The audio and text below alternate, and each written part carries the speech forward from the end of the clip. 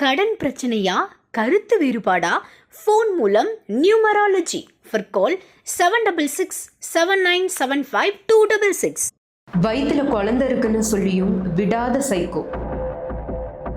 பெண்கள் கம்பார்ட்மெண்டில் யாரும் இல்லாத நேரத்தில் நடந்த கொடுமை.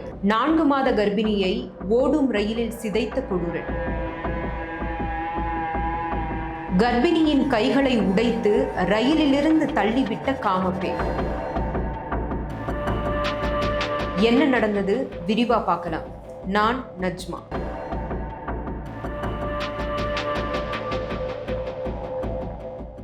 வழக்கம் போல திருப்பூர்லேருந்து ஒரு ட்ரெயின் கிளம்புது. சரியாக நேரம் பார்த்தீங்கன்னா 6:50 மணி அப்படின்னு சொல்லப்படுது. அங்கேருந்து ஜோலார்பேட்டையில் ட்ரெயின் வந்து இறங்குது. அப்போ டைம் பார்த்தீங்கன்னா 10:45. கிட்டத்தட்ட திருப்பூர்லேருந்து ஜோலார்பேட்டுக்கு பயணித்த பயணிகள், அதாவது பெண்கள் கம்பார்ட்மெண்ட்டில் பயணித்த பயணிகள் எல்லாருமே இறங்கிடுறாங்க. ஒரே ஒரு பெண் மட்டும் அங்கே இருக்காங்க. அங்கேருந்து அவங்க போக வேண்டிய இடத்துக்கு அவங்க தனியாக உட்காந்துருக்காங்க. ஏன்னா பெண்கள் எல்லாரும் இறங்கிட்டாங்க, துணைக்கு ஆள் இல்லாமல் அவங்க ட்ராவல் பண்ணுறாங்க. அவங்கள பற்றின விவரங்கள் நமக்கு வேண்டாம். அவங்க 4 மாத கர்ப்பிணியாக இருக்காங்க. அந்த ட்ரெயின் வந்து ஜோலார்பேட்டைக்கு வந்ததும் அடுத்த ஸ்டாப் வந்து காட்பாடி.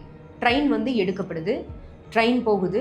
ட்ரெயின் எடுத்த அடுத்த 2வது நிமிஷத்தில் ஒரு ஆண் அந்த கம்பார்ட்மெண்ட்டில் ஏறுறாரு, அதாவது பெண்கள் கம்பார்ட்மெண்ட்டில் ஏறுறாரு. உடனே தனியாக இருந்த இந்த பெண்ணுக்கு ஒரு பயமாகுது, பதட்டமாகுது. உடனே இவங்க சொல்கிறாங்க, தம்பி இது வந்து பெண்கள் கம்பார்ட்மெண்ட், இதில் நீங்கள் வரக்கூடாது, தயவு செஞ்சு இறங்கிடுங்கன்னு சொல்கிறாங்க.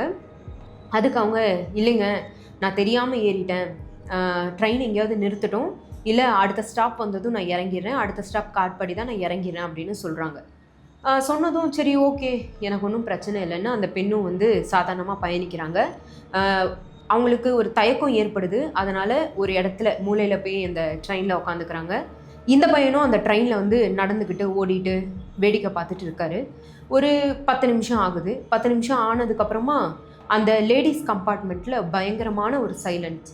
அந்த பையனை ஆளை காணோம். இந்த பொண்ணுக்கு பதட்டம் அதிகமாகுது. என்ன நடந்துச்சு, எங்கே போயிட்டார் அவர் அப்படின்றது. தனக்கு ஏதாவது நடந்துருமோ அப்படின்ற அந்த ஒரு இது சொல்லுவாங்களே, எதுவும் நடக்க போகுதுன்னும் போது நம்மளுக்கு ஒரு பயம் இருக்கும்.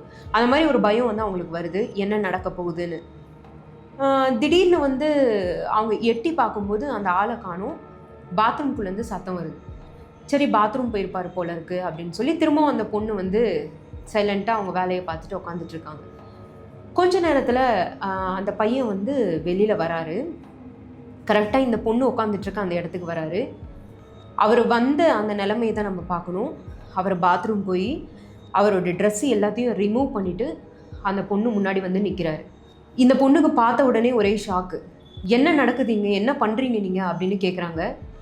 கேட்டதும் அந்த பையன் அடுத்த பேச்சு பேசாமல் அந்த பொண்ணு மேலே பாயிறாரு. பாஞ்சு அந்த பொண்ணோட ட்ரெஸ் எல்லாம் ரிமூவ் பண்ணதா அந்த பொண்ணே வந்து வாக்குமூலம் கொடுத்துருக்காங்க. உடனே அந்த பொண்ணு சொல்கிறாங்க, தம்பி இதெல்லாம் தப்புடா, என்னை விட்டுரு, நான் அந்த மாதிரி பொண்ணு இல்லை, நான் 4 மாதம் கர்ப்பமாக இருக்கேன் அப்படின்னு நான் சொன்னேன் அப்படின்னு அந்த பொண்ணே சொல்கிறாங்க. அப்பவும் விடாமல் அந்த பையன் பாலியல் வன்கொடுமை பண்ணுறாரு. அந்த பொண்ணு எவ்வளவோ தள்ளி விட்டும் அடிச்சும் அந்த பையன் கேட்கல அப்படின்னு அந்த பொண்ணு சொல்கிறாங்க. சரி எனக்கு என்ன பண்ணுறதுன்னு தெரியல, எப்படியாவது இந்த ட்ரெயினை நிறுத்திட முடியுமா, யாராவது உள்ளே வந்துட மாட்டாங்களான்னு அந்த பையனை வேகமாக தள்ளுறாங்க. தள்ளி விட்டு எப்படியாச்சும் மேலே ஏறி அந்த ட்ரெயினில் இருக்க லிவரை பிடிச்சி இழுத்துடலாம், யாராச்சும் ஹெல்ப்புக்கு வந்துடுவாங்கன்னு தான் உட்காந்துட்ருக்க இடத்துலேருந்து மேலே ஏற ட்ரை பண்ணுறாங்க. அதை பிடிச்சி தொங்கிடலாம், அட்லீஸ்ட் யாராவது வந்துடுவாங்க அப்படின்னு ஏறுறாங்க. ஏறும்போது அவங்க சொன்ன அந்த சம்பவம் தான் நம்மளுக்கு ரொம்ப அதிர வைக்குதுங்க. 4 மாத கர்ப்பிணி முயற்சி பண்ணுறாங்க மேலே அந்த லிவரை பிடிச்சி இழுக்கிறதுக்கு. உடனே இந்த பையன் பின்னாடிந்து அந்த கர்ப்பிணி பெண்ணோட முடியை பிடிச்சி இழுக்கிறாரு. இழுத்த உடனே வலி தாங்க முடியாமல் அவங்க கீழே விழுந்துடுறாங்க.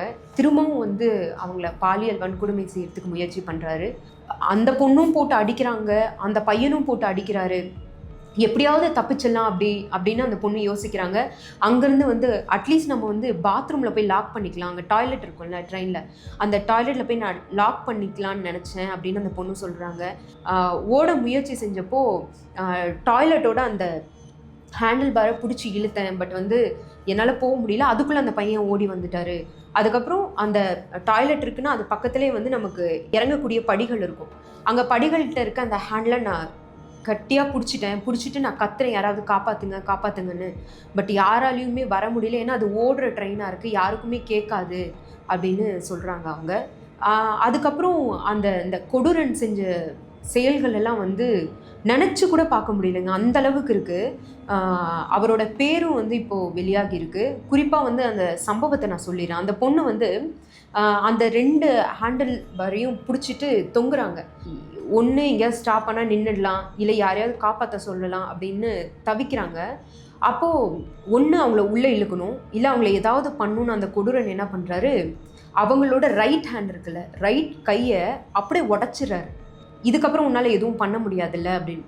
கையை உடச்ச உடனே அவங்களுடைய இடது கையை பிடிச்சிக்கிட்டே ரொம்ப நேரம் அந்த ட்ரெயினோட அந்த படிகளில் தொங்கிட்டே இருக்காங்க.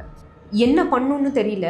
இப்போ வந்து இன்னும் கொஞ்ச நேரத்தில் காட்பாடி ரயில்வே ஸ்டேஷன் வந்துடும், இப்போ விட்டால் மாட்டிக்குவோன்னு பயந்த அந்த காமக்கொடூரன் என்ன பண்ணுறாரு, இதுக்கப்புறம் நீ உயிரோட இருக்கக்கூடாதுன்னு அந்த கர்ப்பிணியை, 4 மாதம் கர்ப்பிணியை கையை நசுக்கி தள்ளி விட்டுறாரு. இவ்வளோதாங்க நடந்துச்சு. இந்த சம்பவம் வந்து இன்னைக்கு ஒட்டுமொத்த தமிழ்நாட்டையும் உழுக்கி இருக்கு அப்படின்னு நம்ம சொல்லணும். அந்த பொண்ணு அதுக்கப்புறம் கொடுத்துருக்க வாக்குமூலம் எல்லாம் வெளியாகி இருக்கு. அவங்க வந்து கீழே விழுந்துடுறாங்க. கீழே விழுந்தது எழுந்து உட்காடுறாங்க. நான் வந்து எழ முயற்சி செஞ்சேன், ஆனால் என்னால் எழ முடியல. நான் வந்து திரும்பி பார்க்குறேன், என் தலையில் இருந்த ரத்தம் வலியுது, என்னுடைய சதையெல்லாம் வந்து கீழே விழுந்திருக்கு. அதை பார்த்தோன்னே எனக்கு மயக்கம் வந்துருச்சு. உடனே ஆம்புலன்ஸ்காரங்க வந்தாங்க, நான் ஏறி உட்காந்தேன், என்னை ஜிஹெச்க்கு கூப்பிட்டு போகணுன்னு சொன்னாங்க. இவ்வளோதான் எனக்கு தெரிஞ்சது அப்படின்னு அவங்க சொல்கிறாங்க. அங்கேருந்து வந்து திரும்ப அவங்க மருத்துவமனையில் கொண்டு போய் அனுமதிக்கப்படுறாங்க. அவங்களுக்கு ட்ரீட்மெண்ட் கொடுத்து இப்போ அவங்க நலமாக இருக்காங்க. தலையில் பயங்கரமாக அவங்களுக்கு அடிபட்டிருக்கு.